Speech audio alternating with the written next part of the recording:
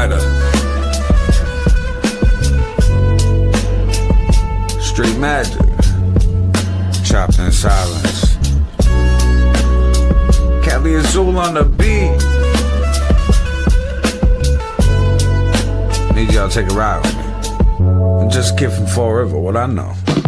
Riding through my city that they're gentrifying, market rate housing while there's homeless dying. And I know that they're trying cause this program's out there, but I ain't reaching out there, they ain't reaching out there. Empty storefronts, internet to blame, gotta move different if nothing is the same.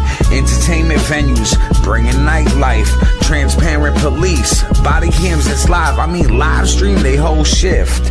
Personal info can censor it, even though when involving police it becomes public info. But that's a different topic for a different tempo.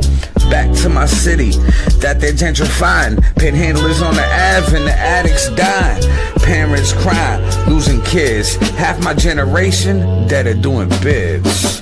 So how are we gonna get to the youth, teach them right and wrong when not to shoot? Started young in kindergarten, mental health class, your brain's a garden.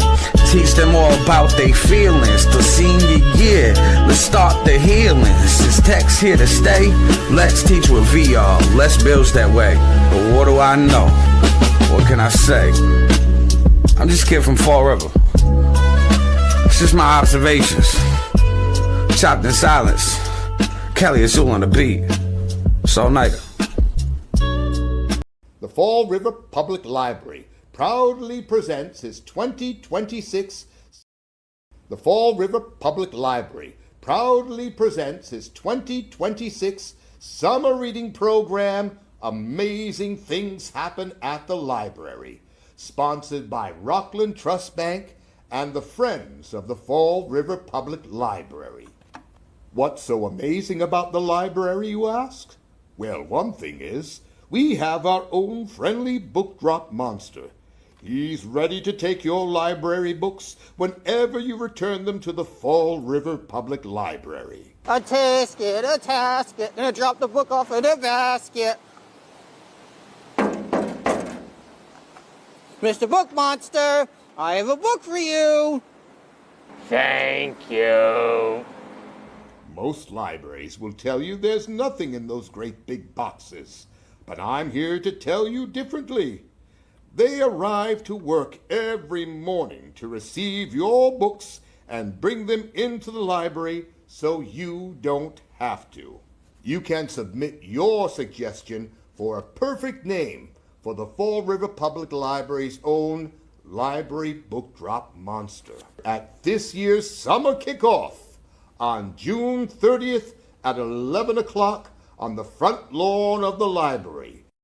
This summer, our kickoff will feature the Toe Jam Puppet Band performing at 11 o'clock right on the library's front lawn. Bring a blanket, a picnic lunch, and enjoy the entertainment. Also, sign up for this year's 7-week Summer Reading Club, another amazing thing that the library has to offer. What else is amazing, you ask? Well, throughout those 7 weeks, we have a wonderful selection of children's events and other exciting family programs. Puppet shows, magic shows, animal shows, story times. You can visit the library's online summer schedule to find out what's happening at the library. Or drop by the children's room and pick up a schedule. Know exactly what's happening throughout the summer. We hope to see you this year at the Fall River Public Library's summer reading program, Amazing Things Happen at the Library. All-nighter. Street magic, chopped in silence. Cali Azul on the beat. Need y'all to take a ride with me. I'm just a kid from Fall River, what I know. riding through my city that they're gentrifying. Market rate housing while there's homeless dying. And I know that they're trying cause this program's out there, but I ain't reaching out there. They ain't reaching out there. Empty storefronts, internet to blame. Gotta move different if nothing is the same. Entertainment venues, bringing nightlife. Transparent police, body cams that's live. I mean live stream they whole shift. Personal info can censor it. Even though when involving police it becomes public info. But that's a different topic for a different tempo. Back to my city that they're gentrifying. Panhandlers on the Ave and the addicts dying. Parents crying, losing kids. Half my generation that are doing bids. So how are we gonna get to the youth? Teach them right and wrong when not to shoot. Started young in kindergarten. Mental health class, your brain's a garden. Teach them all about their feelings. The senior year, let's start the healings. Is text here to stay? Let's teach with VR, less bills that way. But what do I know? What can I say? I'm just a kid from Fall River. It's just my observations. Chopped in silence. Kelly Azul on the beat. Soul Nighter.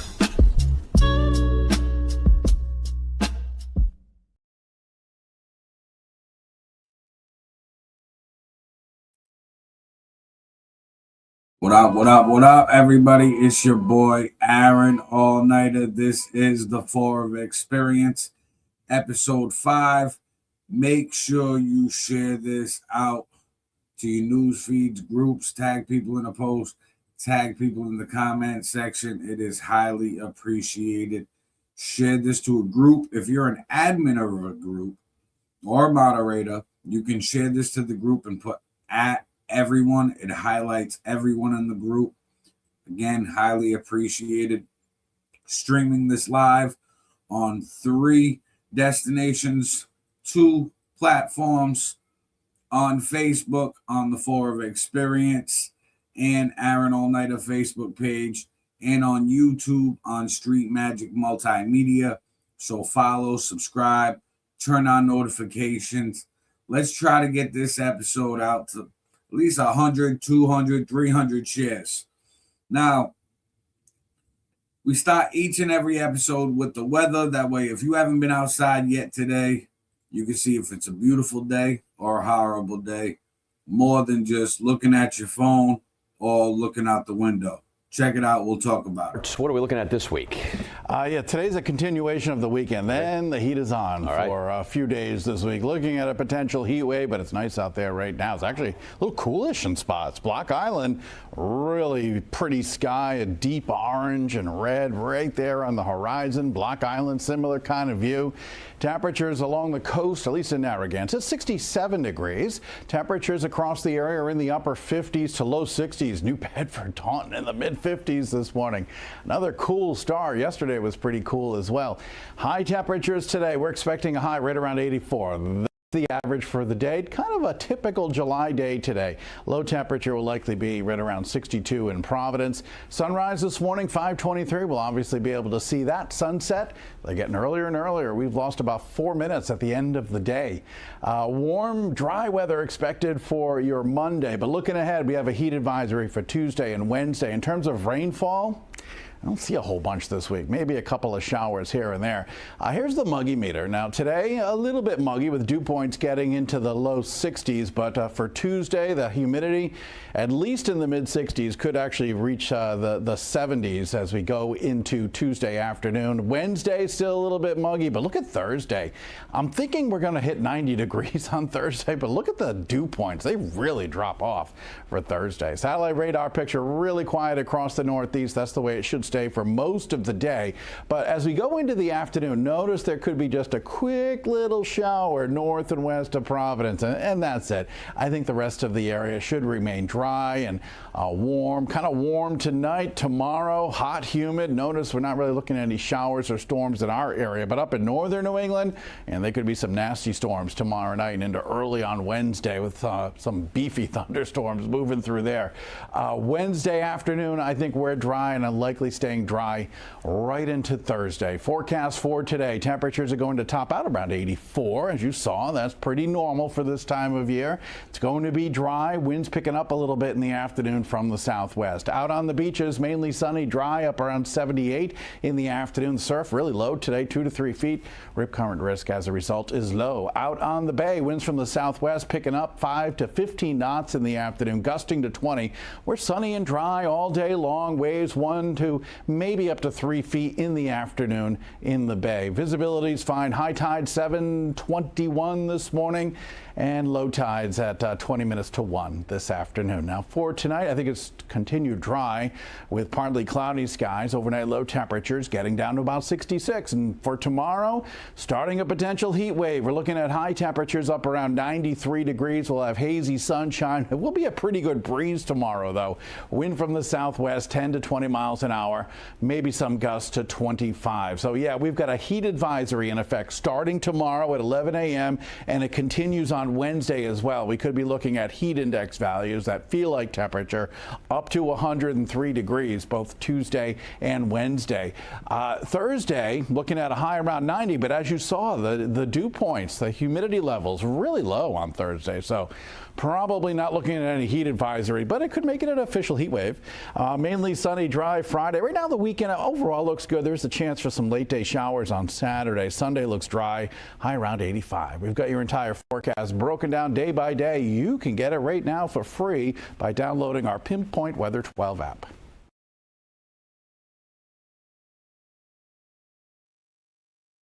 So it looks like it's going to be nice, hot, warm, and humidity is not that bad. It actually looked really low. So it's going to be a hot day, but it's not going to be muggy and sticky. Interesting for New England.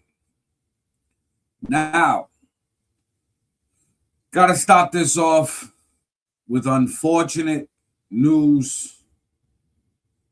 17-year-old passed away last night after being pulled from the water. Check this out. We'll talk about it. Breaking news this morning, a 17-year-old boy has drowned in South Watuppa Pond in Fall River. The Bristol County District Attorney's Office announced the deadly development a little more than an hour ago. The incident, one of several from this weekend, that's bringing new attention to water safety this summer. Joe Cortez joins us with more. Joe.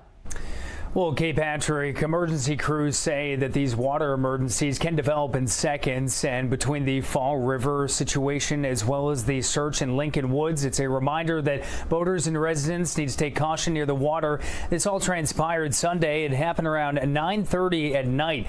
A 17-year-old who could not be located in South Watuppa Pond. Police say the teen was with two other juveniles in the area. Two of them entered the water to swim to a floating dock, but the 17-year-old struggled and did not return to shore. The search brought in multiple agencies. State police divers found the teenager around 11:35 Sunday night. He was pronounced dead at the scene. The Bristol County District Attorney's Office says foul play is not suspected and the investigation remains active. This comes as first responders also searched the waters at Lincoln Woods State Park this weekend after a swimmer was reported missing there. We had up to 9 divers in the water at one point and multiple boats because it's a large pond that we're working with. We're at that time of the year when everyone is out in the water. Just make sure they use their proper safety. This includes boater safety, but also when they're in the swim area, make sure you're always swimming with a friend. Now, the identity of the 17-year-old.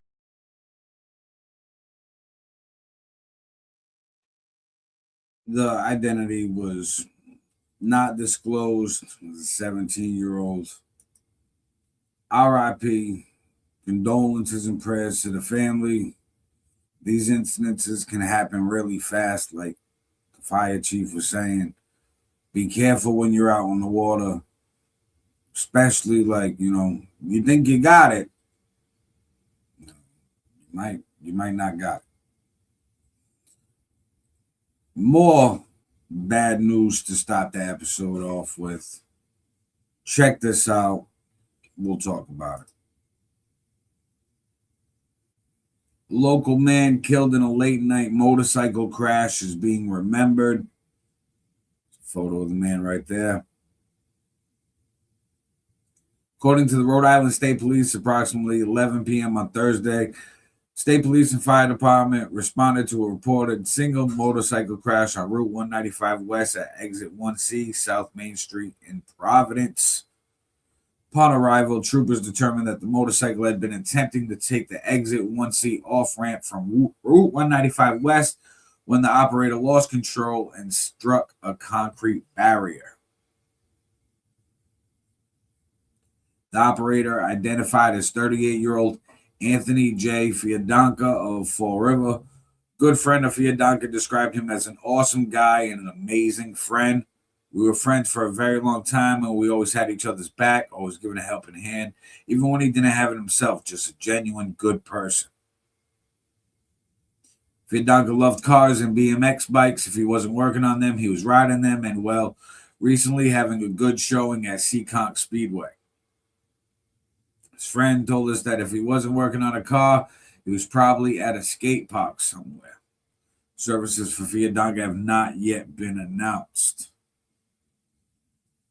So condolences, prayers to the family.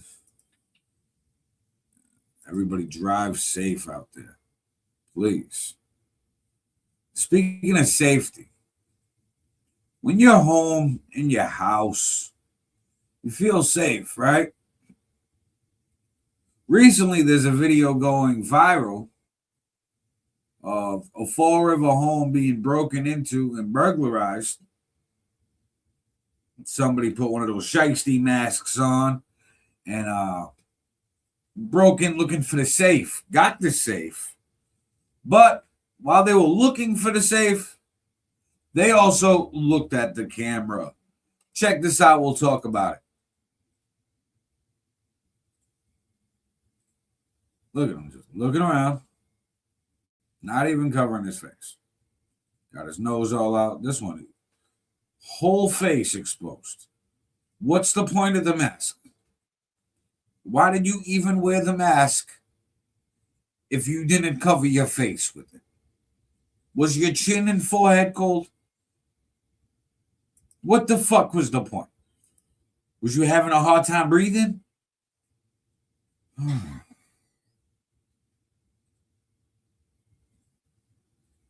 Goes down in like America's Dumbest Criminals. It's one of those incidents. You got the mask, but you just don't wear it properly to cover the face. Got it. Makes sense. Moving along. Check this out. We'll talk about it. One in custody after afternoon stabbing at Fall River homeless encampment. Right there. Female stabbed her boyfriend. One was injured and another arrested after a stabbing incident on Friday. According to scanner transmissions, before 5:30 p.m., a call came into dispatch for a girlfriend who stabbed her boyfriend in Tent City off of Brayton Avenue. It's a wild world we live in. You know, Fall River girls will stab you. Be careful. Now, with that being said, this next thing I'm going to discuss is, I believe, going to be a hot topic. It's going to start some shit for the next few weeks, ruffle some feathers. Big development in the city. Check this out. We'll talk about it. Fall River government page on Facebook posted the demolition of the old police station will begin today. We ask that residents please temporarily avoid the Bedford Street, Troy Street, High Street area. More details to come on the timeline of this project. If you have any questions, please contact Inspectional Services 508-324-2500. And then posted this flyer. Now, the Fall River Preservation Society's Facebook page posted that the city has posted this notice the day of demolition without any details on the timeline. Inspection reports completed, or commitments to salvage architectural features of the building.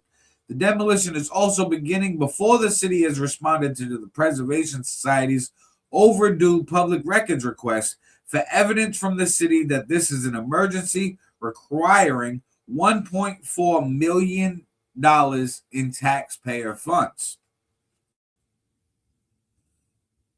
So the Preservation Society wants to make sure that, hey, we really have to demolish this building.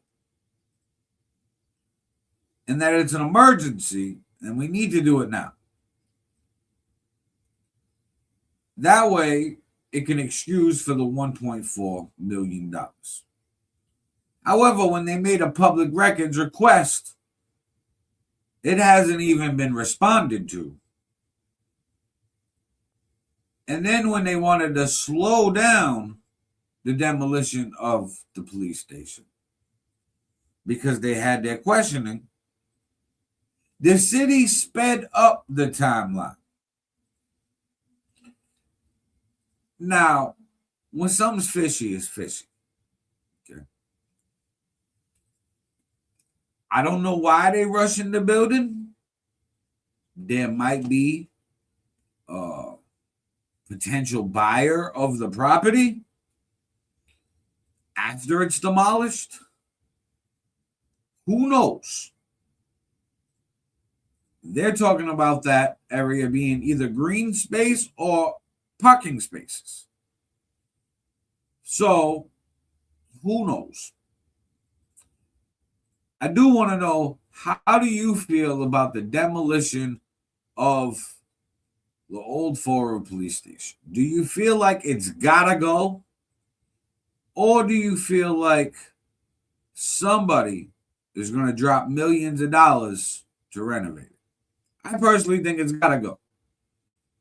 I mean, I've been inside the building since it's been abandoned. And it is horrible inside. The conditions, you're not renovating it. Just if you were to renovate it, you'd keep the walls and gut everything inside. And that's going to cost a lot of money. Hence why we're demolishing it. Now, moving along, today marks 1 year since the tragic Gabriel House fire. We're going to get into a few Gabriel House related videos and news clips, as there's a ceremony in front of the Gabriel House tonight at 6:30. Check this out. We'll talk about it. Today, also in Fall River, marks 1 year since the deadly Gabriel House fire. Tragedy claiming the lives of 10 people left the community forever changed. Eric Ritchie live right now outside of the assisted living facility as we reflect on the past 12 months. And guys, it's as if this scene is frozen in time. Take a look behind me here. This is the Gabriel House assisted living facility. You see the fencing is still up, the windows still boarded up, and the memorial flowers are still in place, marking the lives lost here 1 year ago today. 9 people died when that fire broke out that night. A 10th passed away a few days later. It was the deadliest fire in Massachusetts in over 40 years. And investigators say they may never be able to say exactly how it started, since the resident who lived in the room where it ignited passed away. But the fire marshal says it's likely a failed oxygen tank or improper disposal of smoking materials that are to blame. But today is not about looking back at what went wrong. It's about commemorating the actions that led to 58 people being saved that night and the courage that they have had over the last year to press on. They literally saved my life. They gave me I've been given a second chance at life. You know, and you don't often get that. Even the neighbors, I mean, they came running with blankets and drinks. I don't want to remember how these people died. That's bad enough. I want to remember how they lived. You know, that's what, it's the best way for me to go. And that's what each of these flowers here at the memorial at the Gabriel House is representing: the lives lived by the 10 individuals who passed away and the lives of those who survived. Like I said, 58 people were pulled from this building that night and have had to find a way to move on with every step, every day over the last year. They are going to be honored tonight at a ceremony that's going to be taking place right here in front of the property at 6:30 p.m. The fire chief will be here, members of the community, the mayor will be here, and those survivors are going to be honored. The lives lost will be honored as well. Also today, there is a blood drive happening from 12 to 5 at Whites of Westport here in Fall River, where they're able to once again commemorate this 1-year anniversary. And coming up next half hour, we're going to hear from the fire chief. He joined us live at 5:30 talking about the difference that his department is trying to make when it comes to both state and national regulations when it comes to the fire code. We'll hear from him when I see you right back here next half hour. For now, live in Fall River, Erica Ritchie, 12 News. Marks a somber anniversary in Fall River, 1 year since the Gabriel House fire claimed the lives of 10 people, leaving many more hurt and without a place to live. Before the community comes together tonight, hearing from the Fall River Fire Chief on the changes that have happened over these last 12 months. Since then, Erica Ritchie joining us live in Fall River right now. Erica. Well, guys, good morning. You know, when a tragedy goes down in history, actions are almost immediately taken to make sure something like that never happens again. And here at the Gabriel House was no different. So just last Friday, the governor's office here in Massachusetts announced comprehensive new safety regulations for assisted living facilities in the Bay State that her administration is calling some of the most significant changes in years. It requires annual inspections of all fire safety training at all assisted living facilities, along with requiring them to have emergency equipment like AEDs on site at all times and train staff to use them. And over the past year, Fall River officials, the fire officials rather, have been pushing to change the fire code to specifically look for recalled sprinklers and, if found, call for replacement or repair. Of course, the sprinkler system failed to activate in the Gabriel House last year, and it was later discovered that the sprinkler heads were recalled more than 20 years ago. We need to honor the memory of the lives lost here, and we need to make sure that no other fire department or city has to go through what we went through here. Our fire prevention division, immediately after the fire, started aggressively looking at high-risk occupancies in the city, and we discovered more occupancies that had the same sprinkler heads that caused the issue in Gabriel House here. And I think that momentum led the fire prevention division to draft, Captain Josh Hetzler, to draft an amendment to the National Fire Safety Code and the State Fire Safety Code to really close the loophole where we're going to require licensed sprinkler professionals as part of their annual inspection to identify recalled heads, damaged heads, and then that will generate a red flag for us where we will be able to come in and rectify the situation before something like this happens. And the chief says that that process is gaining traction, but it is a process, so we'll continue to track that for you. In the meantime, today is about remembering the lives lost here and those who have taken one step in front of the other every day over the last year to survive the tragedy. That is going to happen tonight at a remembrance ceremony right here outside of the facility at 6:30 p.m. In addition to that, at Whites of Westport today from 12 to 5, there's a blood drive in honor of this 1-year anniversary. For all of those different ways that you can continue to support the Fall River community, you can check out our website, WPRI.com. That's the latest live in Fall River. Erica Ritchie, 12 News. So, unfortunately, 10 lives were lost. The sprinklers were recalled and had been recalled over 20 years ago. We need these checks and balances in these buildings to make sure things get done right. Lives are at stake. It's not just, hey, it's laziness or procrastination. Those sprinklers that were recalled would have got fully reimbursed and installed because of the recall. And it just never happened. That's unfortunate.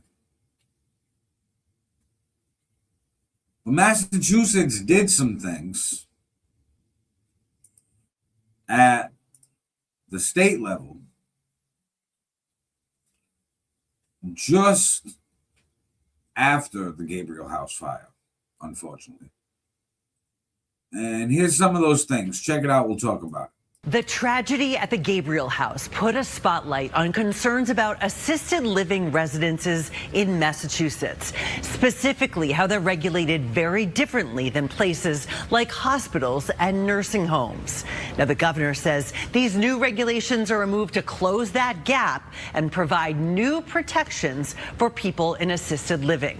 Now, the final regulations include annual fire inspections conducted by local fire departments, annual fire safety instructions for staff, enhanced emergency plans filed with local fire departments and the state, and simulated evacuation exercises every year on every shift.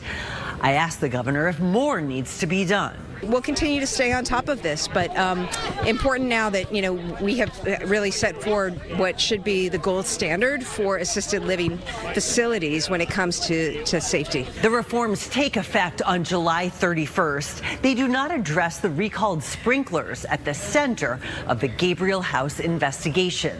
As we've reported, experts believe millions of these faulty devices could be in buildings nationwide. In the newsroom, Karen Anderson, 5 Investigate. Most likely is.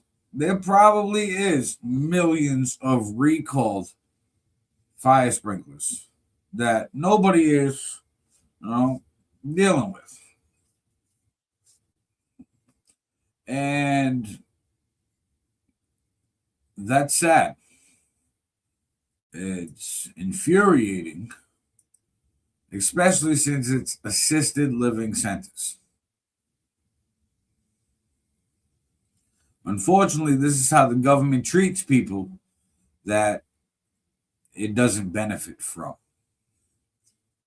Now, some of the survivors of the Gabriel House fire have reunited with the first responders who saved their lives.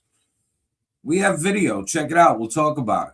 And those who survived have been living with the excruciating memories. Many of them are now in various nursing homes, and they've never had the opportunity to meet the people who saved them until this moment. I need bodies and ladders. Hello? Sir, nothing but black smoke. We got someone? I couldn't see my hand. Starting rescue operations. Send me everybody. I didn't think I was going to make it. Survivors of the Gabriel House fire sharing the terrors they faced the night of July 13th, 2025. It was like hell. It was terribly hot and snow. It was horrendous. I could hear all the other people were yelling and screaming. It was really sad. Can you hear me? The scene captured on police body cam video. As first responders fought their way through smoke-filled halls, breaking through doors. I put my arms around the fireman, and he carried me down 3 flights of stairs. Climbing up to the 2nd and 3rd floor windows of the Fall River assisted living residence, trying to rescue the people inside. And I was going to jump out the window, but the fire department came and saved me. I mean, I remember every second of that night. The firemen, the EMTs, the police, the neighbors, everybody came running. Everybody. Michael Pimentel was in his 2nd floor room when he heard the fire alarm. When I opened my door, I couldn't see anything. Left, right, up, down, nothing. The double amputee got his prosthetic legs and went to the window. I got the bottom window out, and then the fireman was there to help you with the top. He made it out, but lost almost everything. For the past 6 months, he's been rebuilding his life in a nursing home with some of the other Gabriel House survivors. Right here. Thank you. Thank you, everybody. They've never seen any of the firefighters and first responders who saved their lives that night until now. I want to thank the firefighters. They saved my life and saved all our lives. It's wonderful. It's wonderful. It's so good. So happy to see you Michael was overwhelmed with emotion as he met 3 of the firefighters who were there. They saved lives, including mine, and I'll never be able to thank them enough. Never. There was one more person Michael wanted to see, the firefighter who met him at the window and helped get him out. And hopefully I may meet him today. You seen him? No, not yet. I don't know. They left no one behind. Diane Noiso brought her brother Dave, hoping to see the firefighters who rescued him. Dave, who's diagnosed with schizophrenia, was cowering in his room on the 3rd floor when they pulled him out. Are you the one I pulled out on my shoulder? Yeah. You were the man, all right. Oh my God. What's up, buddy? And just as the day was winding down, I've been wanting to meet him so long. the moment Michael Pimentel had been waiting for. Why did you want to see him? He saved my life. I have to thank him. And what's this like? Over the top. It's just like, wow, I'm so grateful to him. What's the bond that you share now? Oh, I think we'll be friends the rest of our lives. Yeah, I'll never forget that moment. No, not at all. I don't think any of us will. And right there, you saw how meaningful those moments were to the survivors. Their gratitude and appreciation also had a powerful impact on the first responders who were at the Gabriel House that night. It means so much because I feel like I failed, right? Like a lot of us feel we failed. So this was also about turning pain into a sense of pride. Tonight at 11, the healing for first responders and memories they share from that dark day that still haunt them. That is tonight, only on News Center 5 at 11.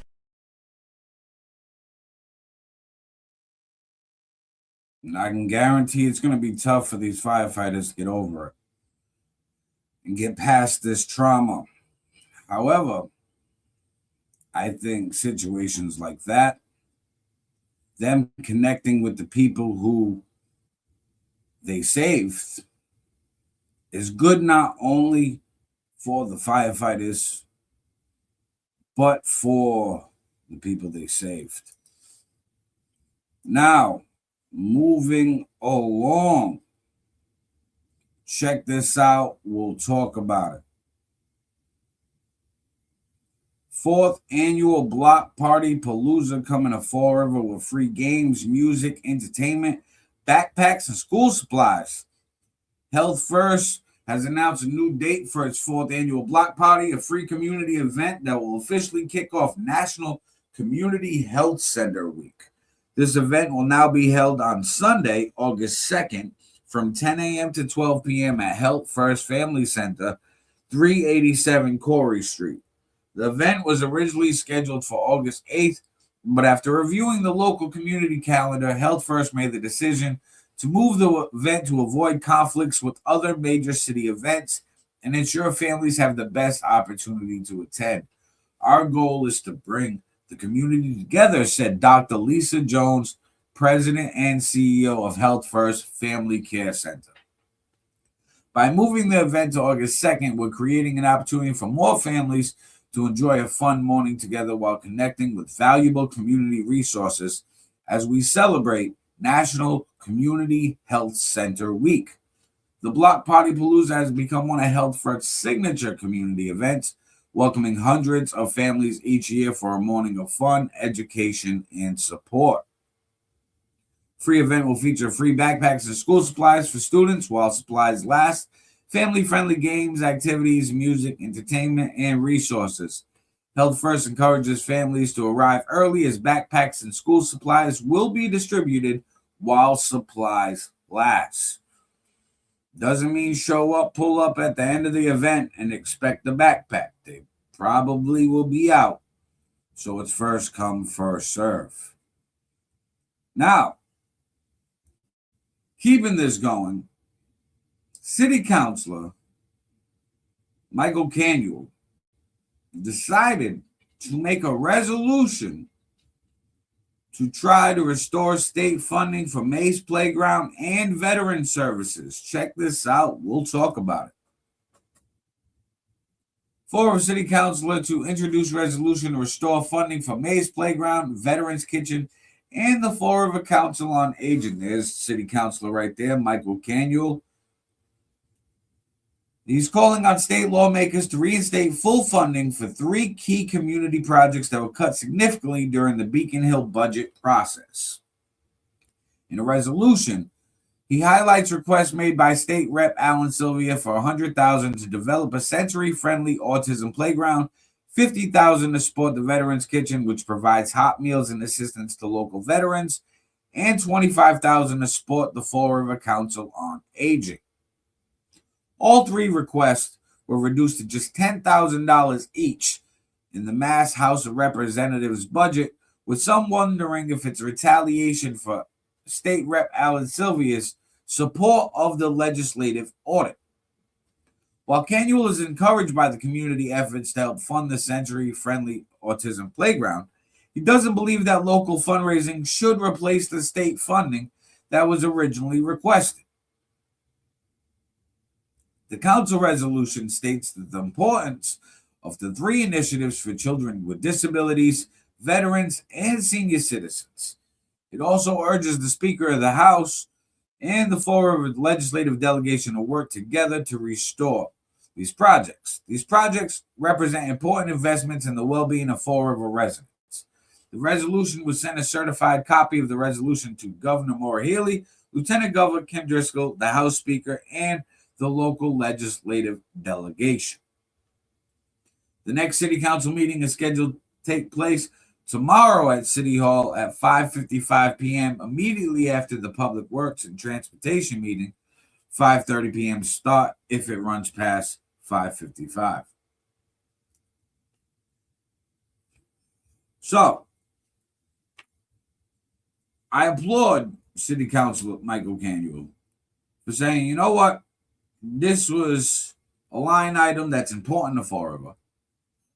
And to a demographic that's in need, whether it be elderly, veterans, or autistic children. It's all demographics that we should care about. So it was a slap in the face from the state when they said, no, slash these line items. So I like that Michael Canuel was putting this resolution together to put it in front of the governor herself, the lieutenant governor, and have them get a look at the request and what it's for. It's kind of like going above somebody to get something done, because the person that you went to originally couldn't get it done. So now you got to go above them to get it done. That's what City Councilor Michael Canuel was doing, and I applaud that. Another thing I applaud, moving on, everybody donating to help make Mays Playground become a reality. Check this out. We'll talk about it. Thanks to Mohammed Kara of Quick Fuel Stop at 861 Main Street in Tiverton for stepping up to support Mays Playground with a $500 donation. State leadership reduced funding to Mays Playground to punish Alan Sylvia for voting for the audit, but the community is stepping up. There's a picture of the check right there. Also, thanks to the Flint Neighborhood Association for stepping up to support Mays Playground with $2,000.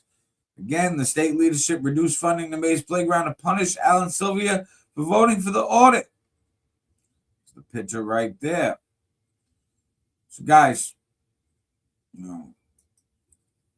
let's make this a reality. Whether the state pays for it, the city pays for it, the community pays for it, let's get it done.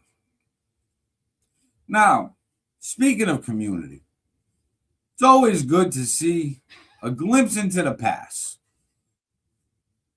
Now, recently there was some demolition going down on Morgan Street, and a city resident posted this. Check it out. We'll talk about it. That's not it.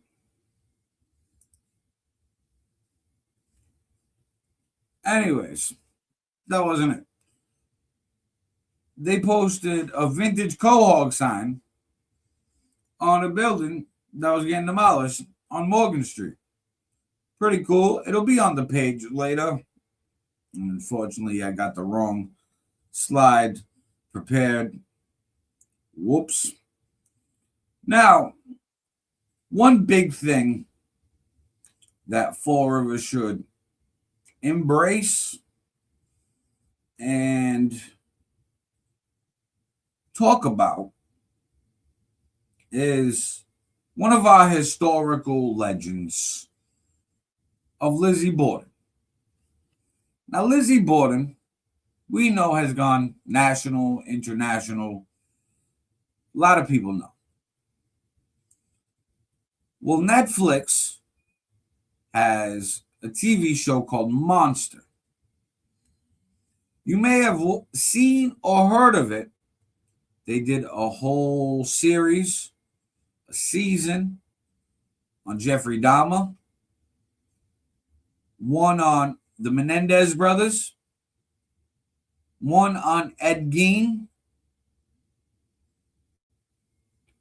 and their upcoming season is on Lizzie Borden. This is what we know so far. Check it out. We'll talk about it. Season 4 of the Monster series is something that's already been confirmed, and it's Lizzie Borden. Following the success of Dahmer in 2022, what was originally supposed to be a limited one-off series, after then becoming one of the most watched TV series on the platform ever, it birthed the beginning of the Monster series. Dahmer, the Menendez brothers, and Ed Gein have been the three so far, the 70s, the late 80s, and the 1950s, but this next installment, which is set to be focused on Lizzie Borden, is going to be set in the late 1800s. It's a completely different time period. This isn't only the first female suspected killer that the show's going to be focused on, but it's also the first that took place in the 1800s. With this being the last confirmed series at the moment, I wanted to take a look at all that was out there and share everything that's known about the suspected killer and the upcoming show. So let's get into it. Here is Monster Season 4, the Lizzie Borden story, Everything We Know. Just to let you know, this video will contain spoilers. The story and real-life case of Lizzie Borden.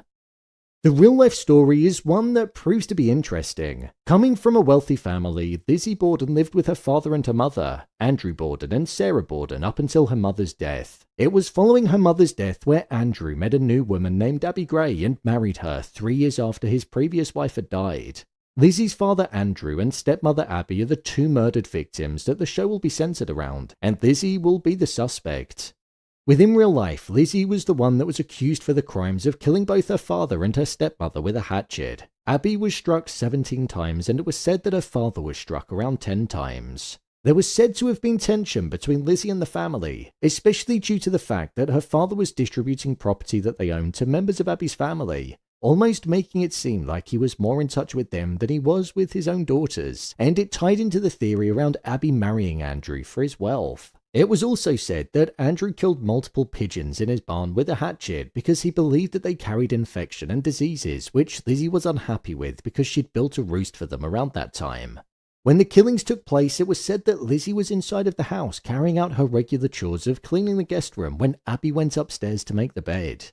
This was then when Abby was killed, sometime between 9 and 10:30 in the morning. It was then said that Andrew returned home at about 10:30 a.m. and he took a nap. Whilst he was asleep, he was struck around 10 times with a hatchet as well. When it came to the investigation, Lizzie's answers were considered to be strange, and they often contradicted what she previously said that she was doing when the murders took place. Officers also said how they disliked her attitude and that she seemed too calm considering the circumstances. Pair that with the fact that she was seen to be destroying a dress that she claimed had wet paint on it, which was presumed to be the dress that she was wearing when the killings were carried out. And also that there were hatchet-type weapons in the basement of the house, one without a handle because it could have been covered in blood. This ultimately led her to be later arrested and made to stand trial for the murder of her stepmother and her father. During the murder trial, Lizzie was actually acquitted for the crimes and was never convicted. There wasn't really enough evidence to convict her. Her presence at the house at the time of the killings was something that did get a large focus. especially seeing as though Sullivan, the housemaid, felt she saw her there, but she had an alibi that said that they saw her leaving the barn shortly after 11, and only then after returning home was it where she found her father dead at around 11:10 and called the maid downstairs. When it came to the jury deliberating, they went away for only around an hour and a half, and when they returned they acquitted Lizzie of the murders, leading her to say that she was the happiest woman in the world. Nobody was ever convicted of the killings. However, 5 days before Lizzie's trial took place, there was another axe murder that occurred in Fall River, where Bertha Manchester was found dead in her kitchen. It was said that there were many similarities between both cases, but Jose Carrera de Mayo, who was convicted of the killing of Bertha, wasn't in Fall River at the time of the other murders. With Lizzie going free, it ultimately led her to live a relatively ostracized life whilst still remaining in Fall River.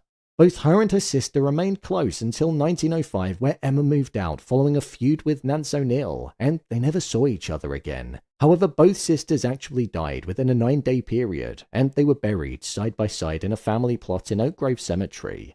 So this is definitely going to be a case and a series that'll be interesting to follow. I do wonder why Murphy decided on Lizzie Borden, especially considering that she was never convicted of the killings and she didn't really live a life of crime afterwards. There have also been many adaptations of Lizzie Borden over the years, with Christina Ricci actually portraying her in a TV movie that was released. Considering the Monster series was originally said to be focused on serial killers, which is defined as being somebody who commits 3 or more murders over a period of more than a month, the show has now definitely drifted from what it originally set out to be. I'm hopeful that this can be a good series, but I fear it's just going to be a bit like the Menendez brothers show, which hit its peak in the first episode when the killing took place, and then following that we spent the rest of the series questioning their motive. Time will tell, but I'm looking forward to seeing what's going to happen. The cast. When it comes to the cast that are going to feature in this series, there are a few cast members that have been announced. The first is Ella Beatty, who's going to be appearing as Lizzie Borden, the suspected killer. She has previously worked with Ryan Murphy as she featured in the 2nd season of Capote vs. the Swans. Rebecca Hall has been cast as Abby Borden, the stepmother to Lizzie. Vicky Creeps is Bridget Sullivan, the maid of the house that was also said to be present there at the time of the murders. It's also said, which I think is a bit strange, that Charlie Hunnam will be featuring in the series again, but this time as Andrew, Lizzie's father who was killed. Billy Lord is said to be Emma Borden, Lizzie's older sister, and Jessica Borden is going to be Nance O'Neill, who's a stage actress whose friendship with Lizzie caused difficulties between her and her sister. Alongside that, I imagine there'll be many other cast members that are going to be announced, but for now, they're the only ones that have officially been confirmed. With Lizzie's uncle being present the night before the murder, and the jury and officers playing a large role in this case, it's going to be interesting to see who gets cast in those roles.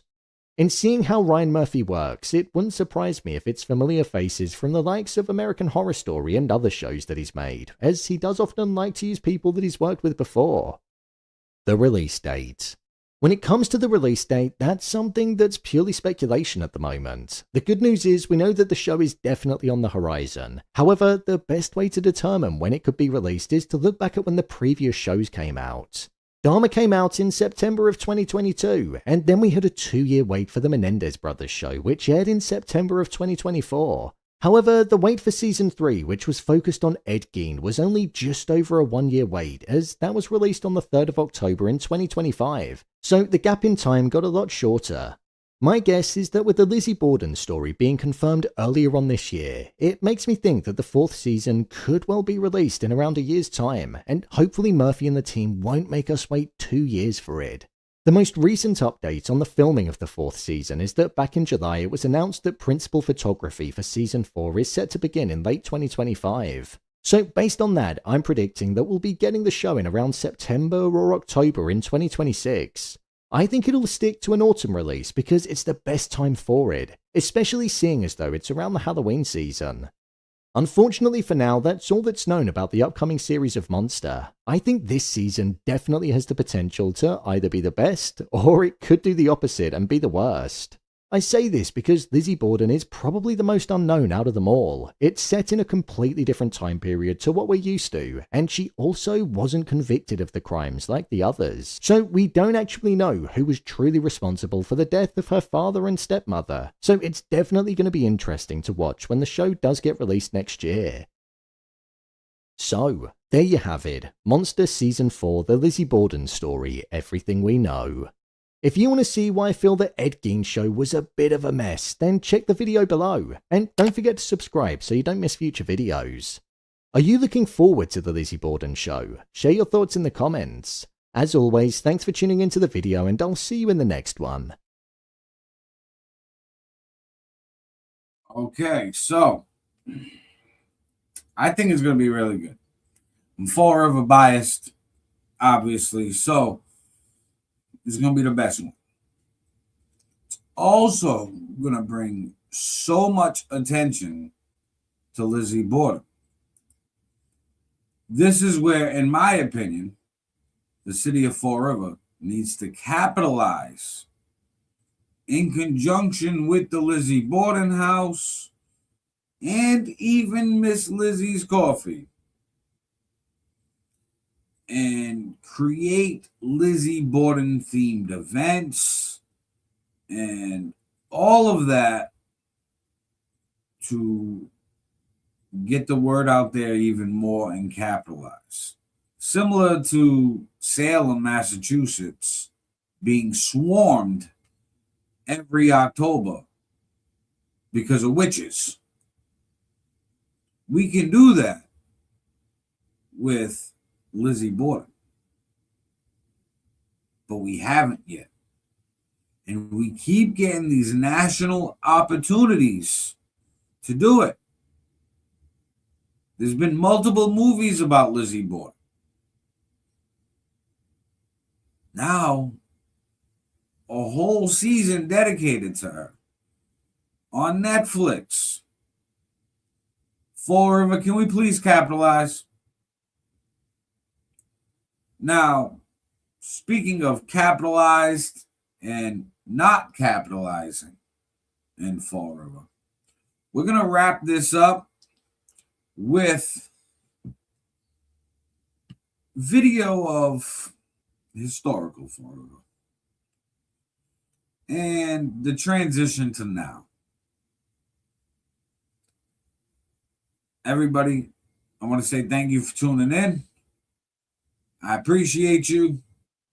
Be good, be safe, do the right thing, stay out of trouble, treat each other with love, dignity, respect, and all that.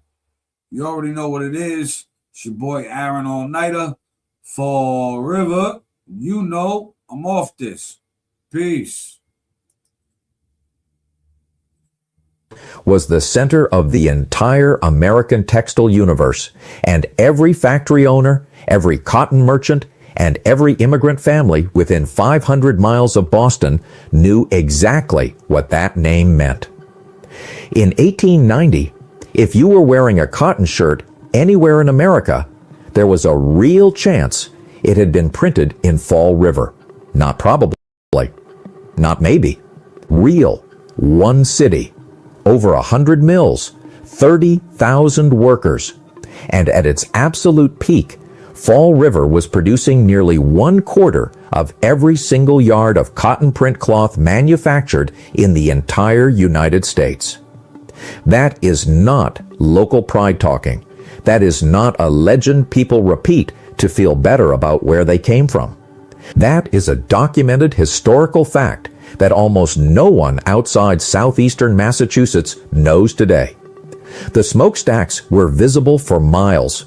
The sound of the looms never stopped, not for the weather, not for the cold, not for any reason. Day shift, night shift, 6 days a week. This city was an industrial machine that did not turn off.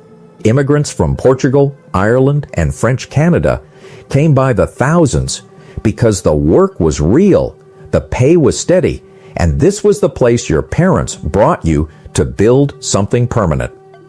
This was the wealthiest textile empire in the history of the United States, and it is completely gone.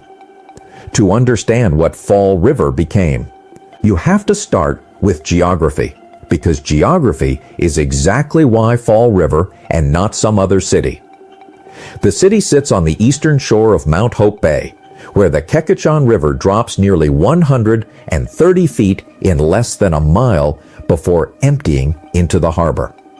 In the early 19th century, before electricity existed, and long before steam power was cheap or reliable, that kind of natural elevation drop meant one thing: free mechanical power.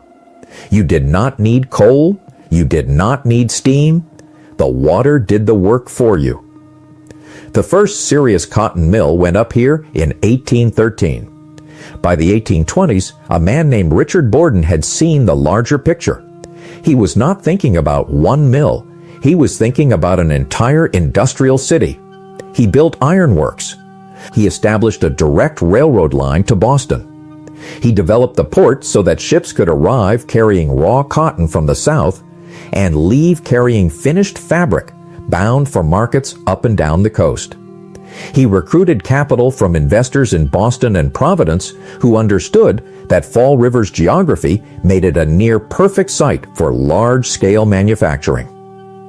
The Durfee family followed, then the Chases, then dozens of smaller investors who recognized what Borden had built and wanted a share of it. Over the next 50 years, this city was systematically built into one of the most concentrated manufacturing operations in the Western world. What separated Fall River from other textile cities was the model. In places like Lowell, mill owners kept workers in company housing, under company oversight, inside a controlled environment that was not entirely unlike indentured servitude dressed up in New England clothing. Fall River ran differently. Workers rented or owned their own homes in tight ethnic neighborhoods clustered around the mills. They built their own churches, ran their own institutions, and formed communities that belonged to them, not to the men who owned the looms. It was not generous. It was not without exploitation. But it allowed something to grow here that company towns never could deep roots. By 1875, Fall River was producing approximately 1/4 of all cotton print cloth manufactured in the United States. By 1880, 34 cotton mills were operating inside the city limits. By 1895, that number had grown to over 100, running an estimated 2.5 million spindles around the clock. The American Printing Company, founded in 1880, had grown into one of the largest cotton printing operations, not just in America, but in the entire world.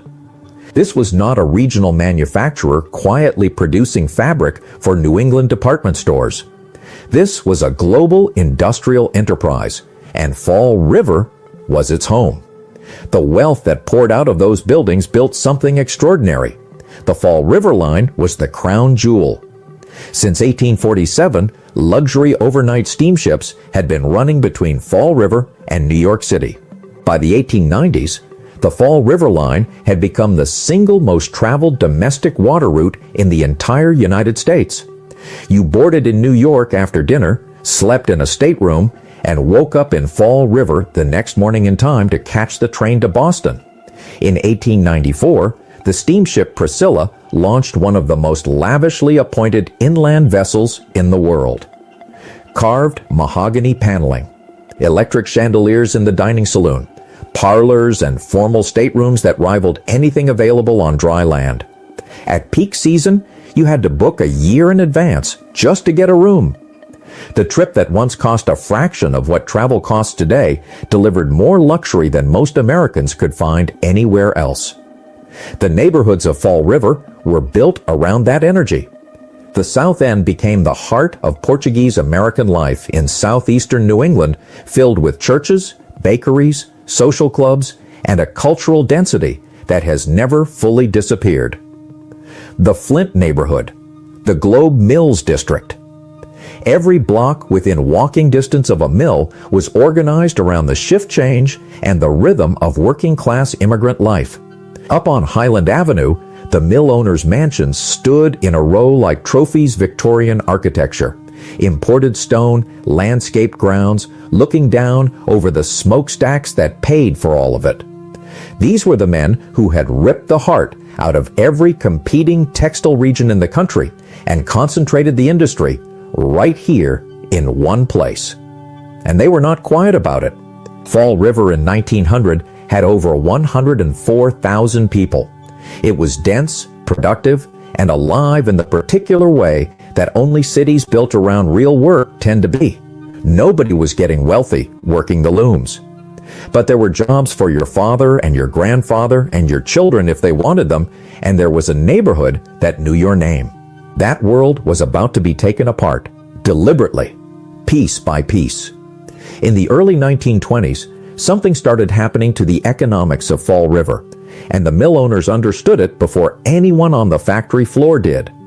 New cotton mills were opening in the Carolinas, Georgia, and Alabama, and they were undercutting Fall River on cost by margins that could not be explained away or absorbed. Southern wages ran 30 to 50% lower than Massachusetts rates. Workers in those states had no union protection and no leverage. State governments were offering tax incentives that Massachusetts would never match. And those southern mills were not running on Victorian-era machinery. They were brand new, with modern equipment, lower operating costs, and access to the cotton fields at their back door. Fall River's mills were old. Some of the equipment had been running for 30 years or more. Modernizing would have required enormous capital investment at exactly the moment when margins were already being squeezed. And the ownership class of Fall River faced a choice that they did not agonize over for very long. They could reinvest in the city that had made them wealthy. They could modernize, compete, and protect the 30,000 jobs that their families' mills had created over the previous century. Or they could extract every remaining dollar from the existing machinery and leave. Between 1923 and 1933, Fall River lost more than 40% of its textile employment. Mill after mill either closed entirely or relocated south, stripping equipment from buildings that had stood for decades and shipping it to states where labor was cheap and regulation was minimal. They did it legally. One machine at a time, one permit at a time.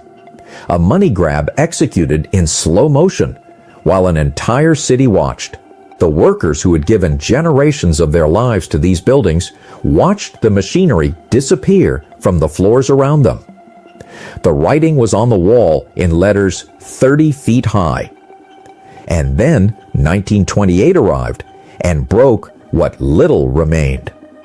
That year, Fall River's textile manufacturers announced a 10% wage cut across the board, citing competitive pressure from the South. Workers who had already watched their industry hollow out around them refused. The strike that followed brought approximately 25,000 workers off the floor and lasted the better part of a year. No side won. The mills that survived it came out so financially weakened that most would not survive the Depression arriving 2 years later. The owners who had already begun the process of leaving used the strike as their final public justification for decisions made years before. They destroyed their own identity. They called it a business decision. The people of Fall River called it abandonment. Both things were true. After 1929, the closures became a cascade. Fall River had no cushion left. The mills that had survived 1928 by the thinnest margins closed inside 18 months of the crash. Entire mill complexes that had employed thousands of workers were emptied, machinery stripped, payrolls zeroed, gates locked. By the mid-1930s, the brick buildings were still standing because they were built to last a century, but the industry that had filled them was gone. In 1937, the Fall River Line ended service. The overnight luxury steamships to New York, the same connection that had made this city feel like the center of the commercial world for 90 years, stopped running. The official reason was competition from automobiles and the Depression. What it really meant was that the passenger base, the merchants, the mill owners, The commerce had ceased to exist in the form that had sustained the route. And that was just the beginning. Some mills briefly reopened during the Second World War to supply military fabric contracts. The reprieve did not last. The underlying structural problem had not changed. Southern textile production was cheaper, more modern, and expanding. Fall River's remaining industry continued to bleed out through the 1950s. The American Printing Company, the last major anchor of what had once been the city's industrial identity, finally closed in 1968. The 1960s brought urban renewal, the federal program that was supposed to rescue struggling American cities, and instead delivered a concrete maze where neighborhoods used to be. In Fall River, entire blocks of immigrant-built housing that had stood for a century were condemned and demolished to make way for highway infrastructure. Route 79 cut along the waterfront, severing the historic connection between the Mill District and the harbor that had made the city's commerce possible in the first place. I-195 reshaped the city's approaches. Block after block of the working-class neighborhoods that the Portuguese and Irish and French-Canadian communities had built over 3 generations were simply removed. The families that had stayed, and many had, because this was home, because 3 generations of their family were buried here, watched their physical city demolished around them, one permit at a time. By 1960, Fall River's population had fallen below 99,000. By 2000, it stood at 91,000. The tax base that had once funded one of the most productive cities in New England had evaporated, leaving behind infrastructure sized for a city that no longer existed. By the 1980s and 1990s, Fall River was dealing with something that almost nobody in the official economic reports wanted to name directly. The crack epidemic hit post-industrial New England cities hard in those decades. Fall River was not spared. The storefronts emptied by the departure of retail businesses in the 1970s became something else. The neighborhoods that had been working-class immigrant communities for 3 and 4 generations transformed around the people still living in them. Nobody will say it out loud in the development literature. But the mom-and-pop businesses that had survived the mills leaving, that had kept their doors open through the Depression and urban renewal and 40 years of managed decline, started closing early on certain nights. Then they stopped opening certain days. The restaurants that had been fixtures of South End life for 30 years quietly put up for lease signs and never came back. The elderly residents, the Portuguese grandmothers on fixed income who had outlasted everything this city had thrown at them, found their streets changing in ways they had not expected and could not stop. The families stopped coming first. Then the businesses followed. Anyone who was in Fall River during those years knows exactly what happened next, and they do not need a documentary to tell them. Here is what is still there. The mill buildings never came down. The massive brick structures that defined Fall River's skyline for a century and a half are still standing, most of them. Some have been converted into apartments, lofts, and mixed-use commercial space. It turns out that Victorian industrial construction, stripped of its looms and retrofitted with modern windows and plumbing, makes excellent housing. The bones of the empire are solid. Whatever else the ownership class took when they left, they could not take the walls. The Portuguese-American community never left. The Feast of the Blessed Sacrament, held every August, is one of the largest Portuguese cultural festivals in all of North America, 4 days of food, music, and a culture that outlasted the mills, the highway projects, and everything else the 20th century delivered to this city. That community is real. It is still there. It was there before any of the mill owners' mansions were built, and it is there now that those mansions are mostly gone. And there are investors today who look at Fall River's location between Providence and Boston, on the water, with genuine historic architecture and real estate prices that Boston priced out 30 years ago and see something worth rebuilding. In recent years, Fall River has appeared on lists of the fastest growing real estate markets in Massachusetts, driven in large part by buyers priced out of Boston looking for something within commuting distance. The waterfront development conversation has been running for 3 decades. Some of it has materialized. Much of it has not. But the honest question, the one Fall River has been asking itself without a clean answer for 50 years, is whether you can rebuild the identity of a place once its identity has been extracted and shipped elsewhere. The mill owners took the capital and the equipment. The federal government took the neighborhoods. The drug epidemic took the street-level economy. What is left is a city with extraordinary bones and no industry to give them purpose. Whether anyone figures out what goes inside those mills is a question that has not been answered yet. Fall River was not destroyed by an act of nature. No storm ripped the heart out of this city. No flood, no fire, no earthquake. It was destroyed by a calculation, a deliberate decision made by men who had inherited wealth built on immigrant labor men who lived well in their mansions on the hill for decades and who decided when the margins tightened that extraction was more profitable than investment and that leaving was easier than staying. They stripped the machinery from buildings their grandfathers had built. They moved the jobs to states where workers had no leverage and costs were lower. They broke a city of over 100,000 people without a single dramatic moment, without a villain anyone could point to on a specific day. They did it legally. They did it quietly. And they left the people who had built that empire with the debt and the empty buildings and the question of what comes next. The smokestacks are still standing over Fall River. The Portuguese community is still there. The mills are still there. But the empire, the wealthiest textile empire in the history of the United States, did not fall because it could not compete.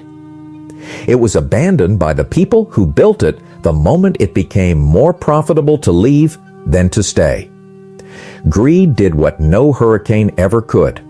If you grew up in Fall River, or if your family came through those mills, tell us what we missed in the comments below.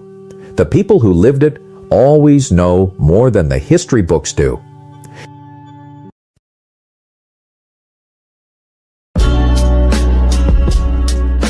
All-nighter. Street magic. Chopped in silence. Kelly Azul on the beat. Need y'all to take a ride with me. I'm just giving Fall River what I know. Riding through my city that they're gentrifying, market rate housing while there's homeless dying. And I know that they're trying cause this program's out there, but they ain't reaching out there. They ain't reaching out there. Empty storefronts, internet to blame. Gotta move different if nothing is the same. Entertainment venues, bringing nightlife.